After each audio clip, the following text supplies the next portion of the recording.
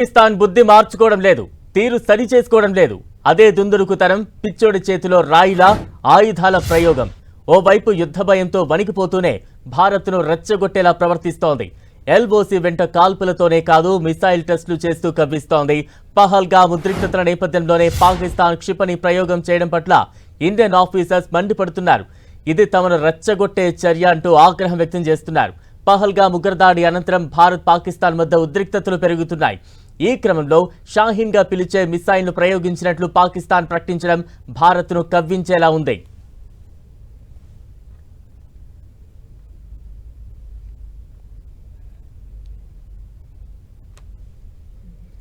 భూతలం నుంచి భూతలం పైకి ప్రయోగించే Abdali weapon system క్షిపణిని విజయవంతంగా ప్రయోగించినట్లు ఇస్లామాబాద్ ప్రకటన విడుదల చేసింది. ఇండస్ కసరత్తుల్లో భాగంగానే దీన్ని ప్రయోగించినట్టు తెలిపింది. ఈ మిసైల్ 450 కిలోమీటర్ల రేంజ్లో పనిచేస్తుందని చెప్పింది. ఆర్మీ డ్రిల్స్ సంసిద్ధతను నిర్ధారించడం, మిసైల్ లేటెస్ట్ నావిగేషన్ సిస్టమ్ సహా కీలకమైన సాంకేతిక పరిమితులను తెలిపేందుకే ఈ ప్రయోగం చేపట్టినట్లు చెప్పడం భారత్ను కవ్వించేందుకే అని నిపుణులు చెబుతున్నారు. ఏప్రిల్ 24, 25 తేదీల్లో కరాచీ తీరం వెంబడి ఎకనామిక్ ఎక్స్క్లూజివ్ జోన్లో భూతలం నుంచి భూతలంపైకి క్షిపణి ప్రయోగాలు నిర్వహించేందుకు పాకిస్తాన్ నోటిఫికేషన్ జారీ చేసింది.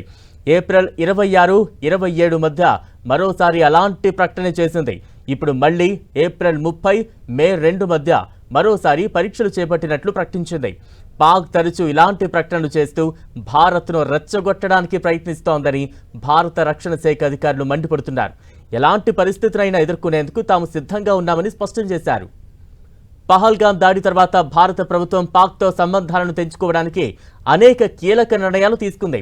దీంతో 9 రోజులుగా ఎల్ఓసి వెంబడి పాక్ సైన్యం వరుసగా కాల్పులు జరుపుతోంది. ఉగ్రదాడి అనంతరం భారత్ తమపై ప్రతీకార దాడి చేసే అవకాశం ఉందని పాక్ మంత్రులు అనుమానాలు వ్యక్తం చేస్తున్నారు. ఈ నేపథ్యంలోనే అక్కడి ప్రభుత్వం తమ సరిహద్దుల్లో భారీ స్థాయిలో సైన్యాన్ని మోహరిస్తున్నట్టు తెలుస్తోంది. దీంతో పాటు గగనతల రక్షణ, ఫిరంగి వ్యవస్థలను సిద్ధం చేస్తున్నట్లు నిఘా వర్గాలు పేర్కొన్నాయి.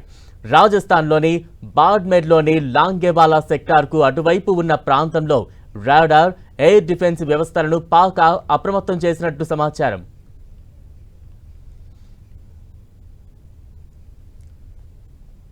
వాడి ఆకుముడత వైరస్ ను నివారించు.